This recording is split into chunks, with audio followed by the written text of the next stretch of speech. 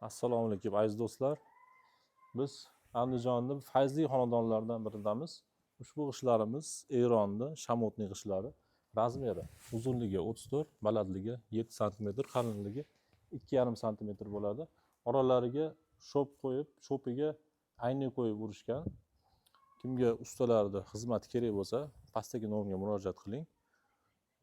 Sifatli va fayzli qilib bitkazib beradi. Buni 1 kvadratiga 42 ta atrofida ketadi. Eronda 1100 gradusda pishgan, 1400 gradusga chidamlik, muzlamaga, yog'ingarchilikka bardoshli g'ishtlar.